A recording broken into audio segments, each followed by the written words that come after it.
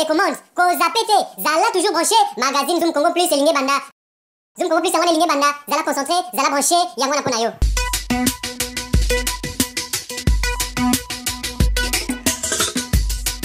Procès ya mwana mboka Vital Kamerhe eza toujours ko continuer kasi boyeba ete mwana mboka Vital Kamerhe oyo aza dirkab ya président de la République tilelo aza ko regretter tanyoso o justice evandisi ye na prison pona ye aza komona ata infraction moko te na makambo etali détournement pe dossier ya 100 jours oyo boyo kanenga lobaki parce que j'avais été invité au parquet de Matete Limité, invité. Directeur des cabinets de l'État, jusqu'à ce moment, je le suis. Je suis invité pour donner les renseignements par rapport au programme des 100 jours. Je m'apprête à des questions-réponses pendant 6 heures, 7 heures de temps.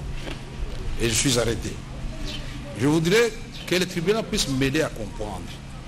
Après ce que nous avons suivi ici, puisque dans la citation a prévenu le premier chef d'accusation qu'on retient contre moi, c'est de dire je suis co-auteur des détournements de 47 ou 48, puis ça a changé, puisqu'avant, dans les jugements qui m'ont amené ici, on avait dit que j'avais détourné 48 millions sur 3000 maisons, et très vite ils se sont rendus compte, et puis ça a changé, et puis finalement c'est devenu 47 millions que j'aurais détourné avec M. Djamal.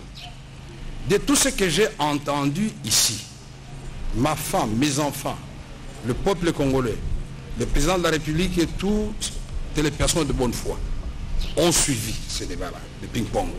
Je voudrais qu'on puisse m'aider, je vais répondre à votre question, votre honneur, mais qu'on puisse m'aider à comprendre pourquoi je me trouve à Makala au regard de cette première charge-là. Je voudrais comprendre à quel niveau M. Kamerhe a été, avec M. Djamal, dévaliser la Banque centrale, puisqu'il n'y a aucun document que j'ai signé pour le paiement de 57 millions 600... Voilà, il connaît bien son chiffre. Il a été dit ici clairement que la République a été engagée par le gouvernement précédent, qui a donc pris des contacts avec la société de M. Djamal et qui a reconnu ses spécificités techniques et sa spécialisation. Au nom de la continuité de l'État, M. Djamal est là. S'il est déjà entré dans mon bureau pour un document quelconque, il va le dire ici devant le peuple congolais. Et sur qui on a été na souka ya procès, ba juge ba sengaki chaque partie a présenté ba témoin pour na procès oyo ekosalema mokolo ya mercredi 3 juin 2020. Boka ndenge ba parti batangaki ba kombo ya bato oyo sengaki ba répondre mokolo ya le 3 juin 2020. Il devra renvoyer pour audition de témoins. Parce que s'il faut laisser les uns les autres intervenir, on ne va jamais en finir.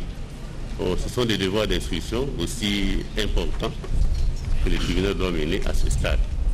Donc, jusque-là, nous avons le ministre honoré Bitakuira. L'adresse se trouve dans les dossiers. Il y a le directeur général AI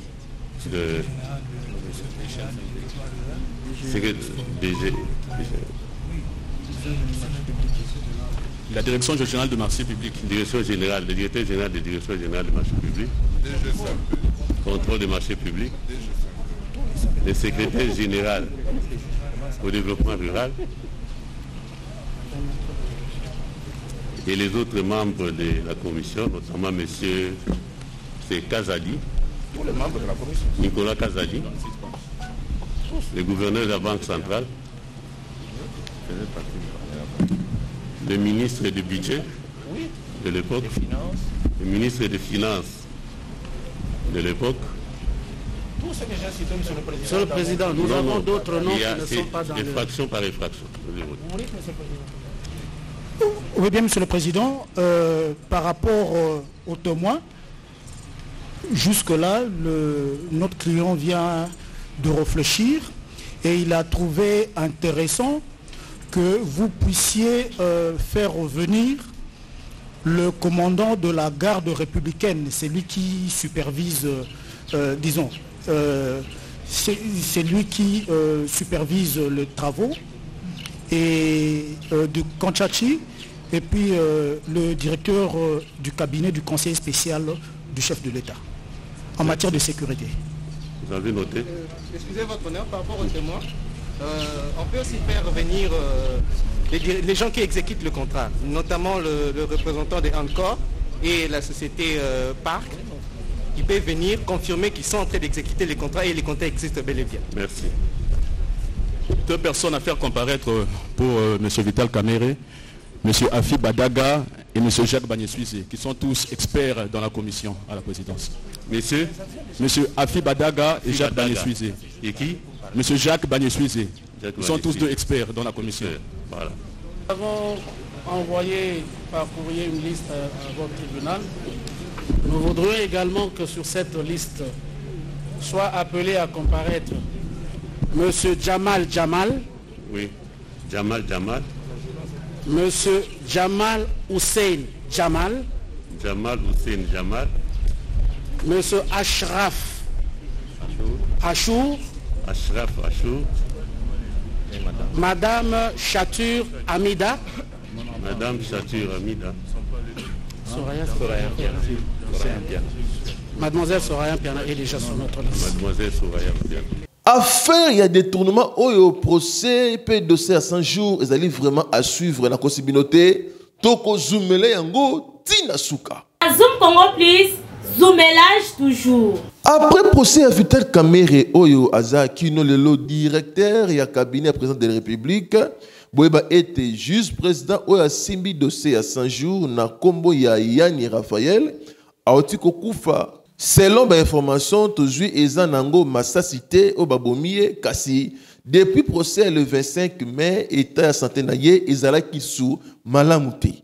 Kasi esuki wana te liwa mosusu ebakisami le même jour ya maître Junior Ifuko o azali na lisanga ya ba avocat ya partie civile yepe auti koti kabiso suite ya incendie oyo etumbaki ndaku na ye akufi ye na mwasi na ye elongo na mwana ye ya 2 ans na yango ba avocat pe ba juge ba lobby affaire oyo ba kolandela yango ti na suka po na ko découvrir ba auteur pe source ya baliwa oyo.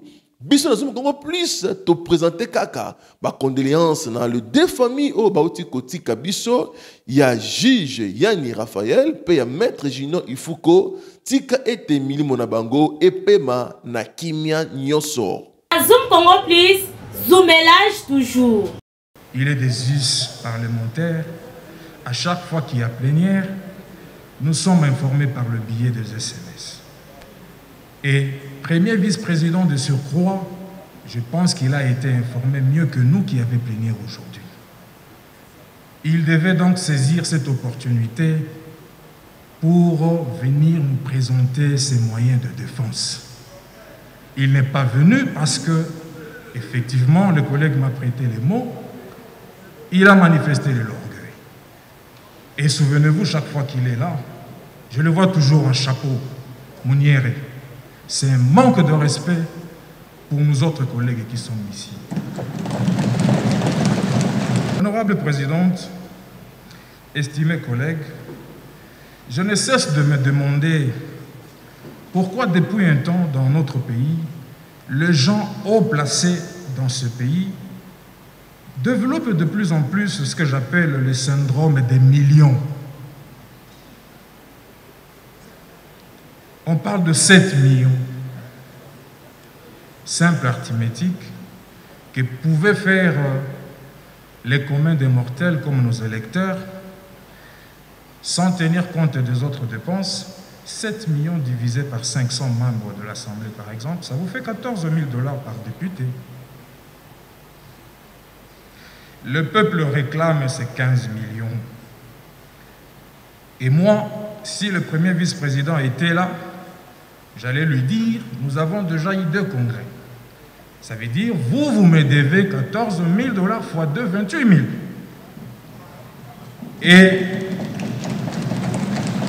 Et nous le savions. Celui qui parle beaucoup ne manque pas de péché. mais celui qui retient sa langue est un homme prudent. Proverbe 10, 19. Le faux témoin ne restera pas impuni.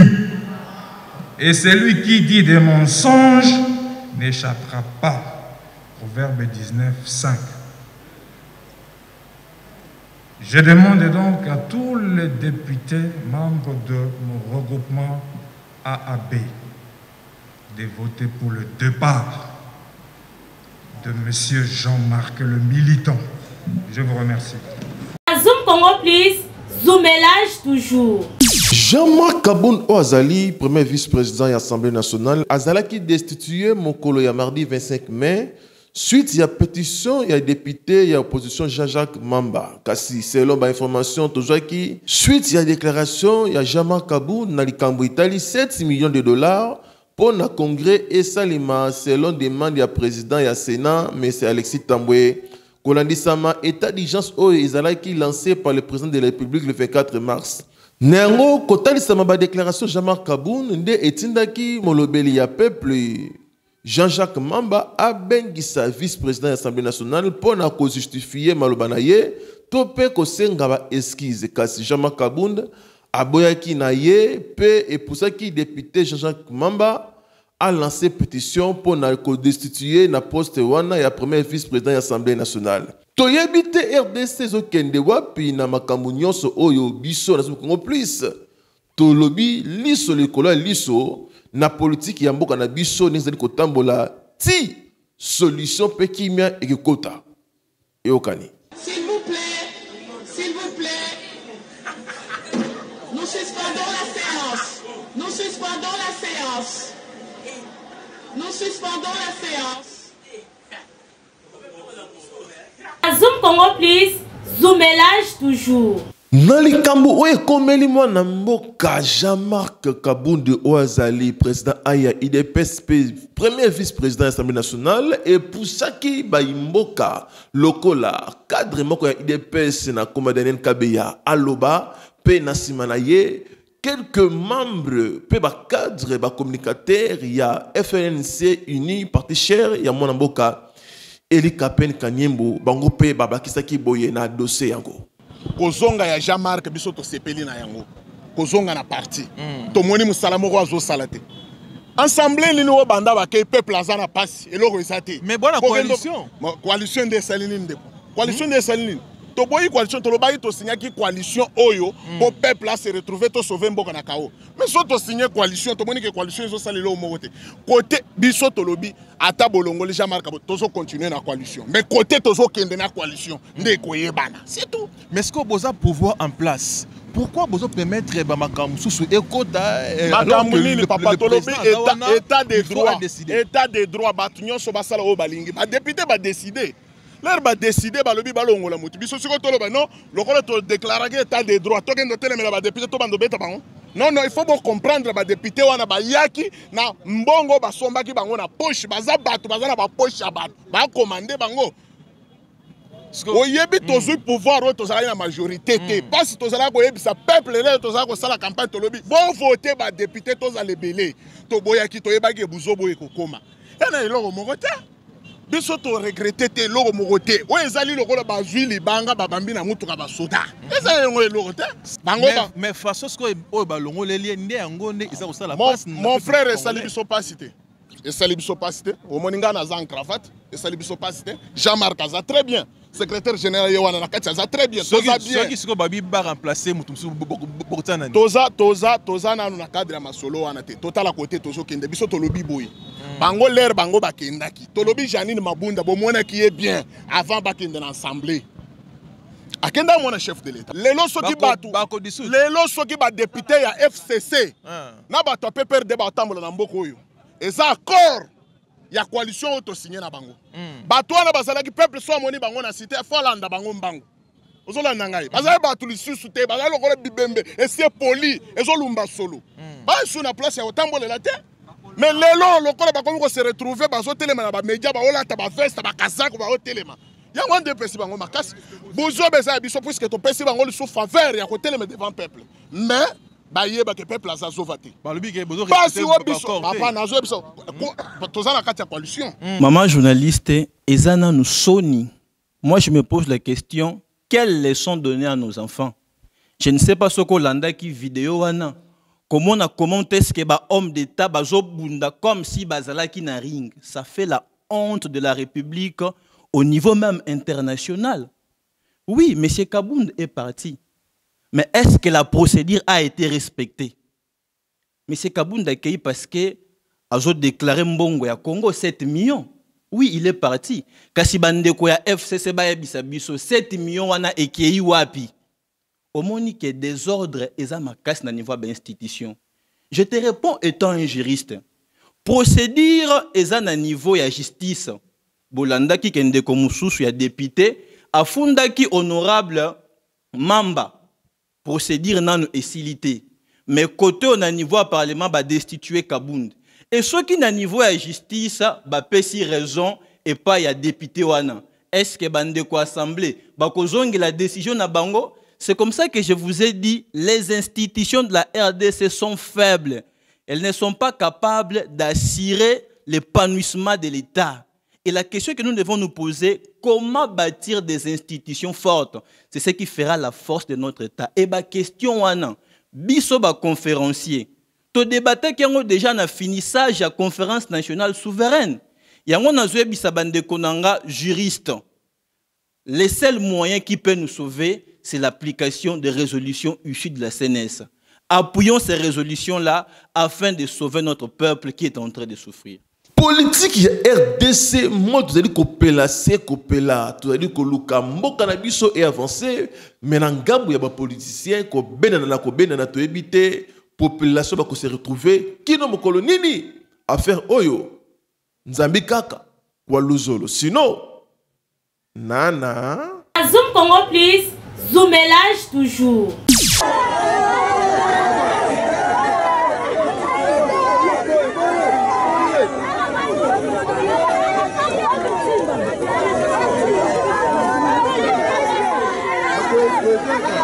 Ezalaki mokolo ya vendredi 22 mai kuna na rond-point Ngaba ba criminel babomaki elenge mobali na kombo ya Francis Podi oyo abengami lisusu 22. Boye ba ete ba criminel yango ba continuaki kobeta masasi nzela nzela eyebaki kozwa motard moko na lokolo pe policier moko.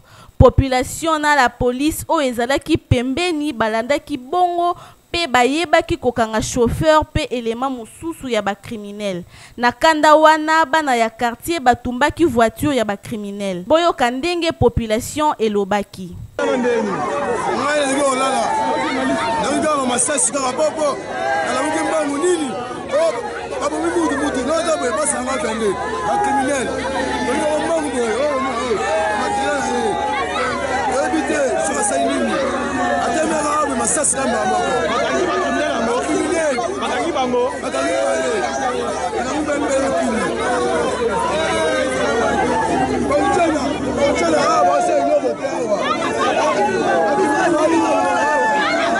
Station salon ba uti ko sala crime.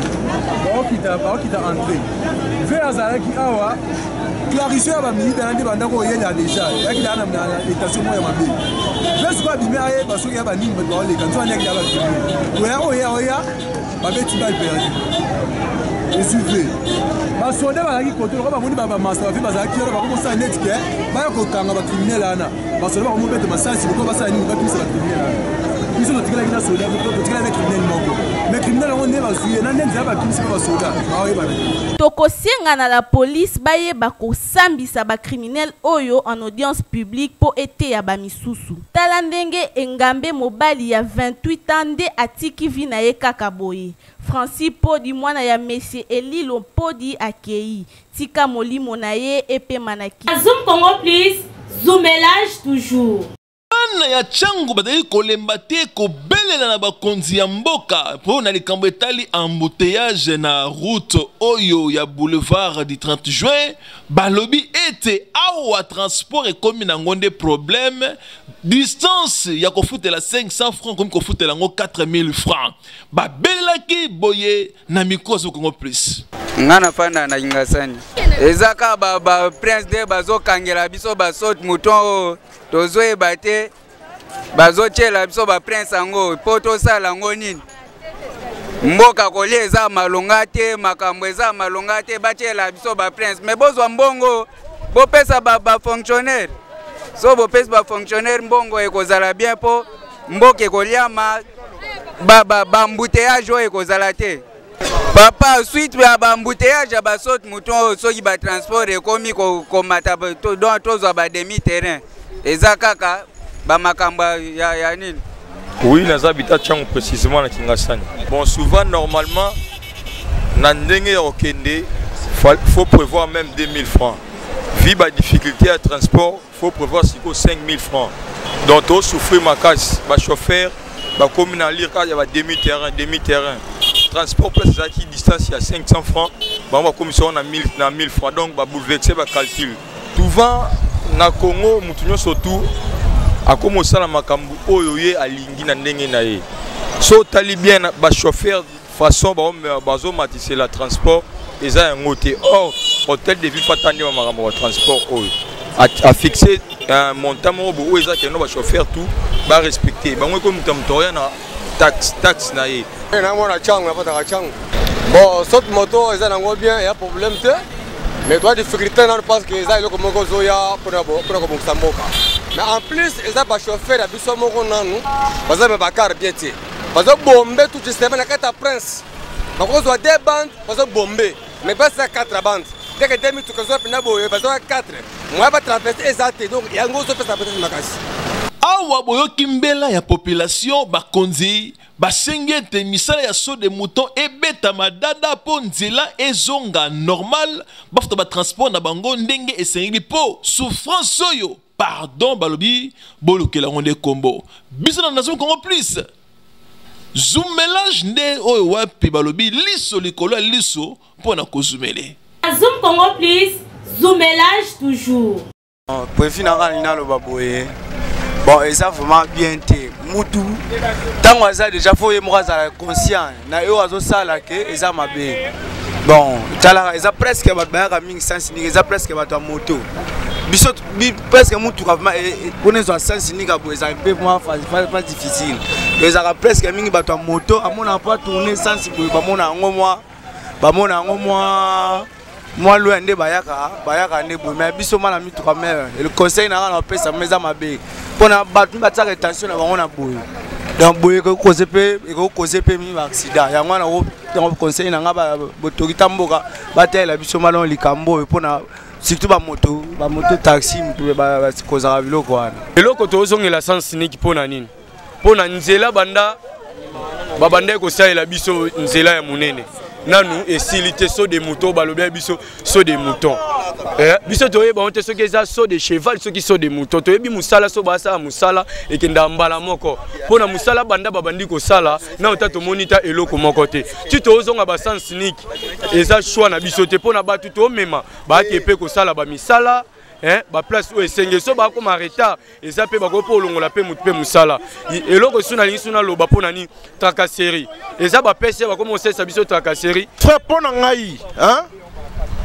nazomona ngo eza mabe makasi premièrement eza pona sécurité na biso ba motard koleka sens unique eza malamu te il faut baluka elo mo ba ko salana de façon que to balukila kuna bonzele eza nango ana eza musikata eza pembeni yango osikopile bolingi sens te sens unique wana ezalaka na lolenge yake okoki koya na bakilian mwa raccourci po koma boye yango nde tokotaka mwa embouteillage mais embouteillage tozokota sens unique mais sens unique vraiment eza bien te ça c'est problème ya sens unique oyo vraiment donc ils ont danger makasi pour nous sur moto donc on a et ça là que ba moteur ba côté la sens unique awa reçoit moto qui est 500 otiki soit na station awa donc okende otourner boye donc eza okola ndenge moko na muto okotika ya 500 lozo bakisi suku za 500 okotourner suti kuna et omona etina ba moteur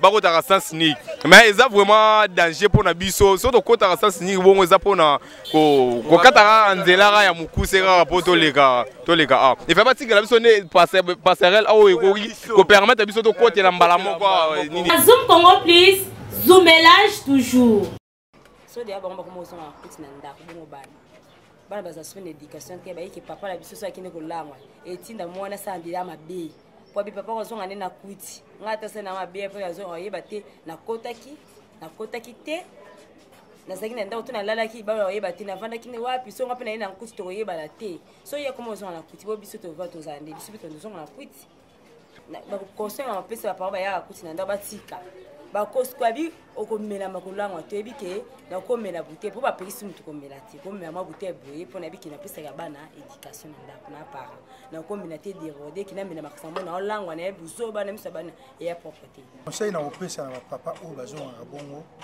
bazonga lisu bongo te oza na mwasi na ndako na bana soki olingi komela mela na tinda masanga na ndako omela wana ta muso omona ata loyenge ngo bano yaboe okokende mbala moko olali ke okende komela masanga ozonga na kwiti na ndako na bano eza dine te. Bon, merci pour la question là. Déjà kwiti o abengi kwiti ya jelo mo ya foli bosabana sikoso za parents ozonga na kwiti bosabana atamo moi dire wa parents mo na trouble de comportement. Nos parents ont la digne na ile bosabana ti. Bosabana parents faut ça la madame faut ça na attitude. Je comprends de père. Donc ça m'a bien besoin na kuti bosabana. C'est pas bien. Conseil na opesa ba père ba zonga na ba kuti na pale faut ba cha conscience na ba na place. Hata la pe avenir ya bana éducation bana. Yote mo na ba kuti bosabana. Kasi ba no pe ba mela ba dingi. Omona. Donc ba parents ba ya na ba kuti. On disait, kwiti, il faut que système, si on met les kwiti, on a drink, côté parler.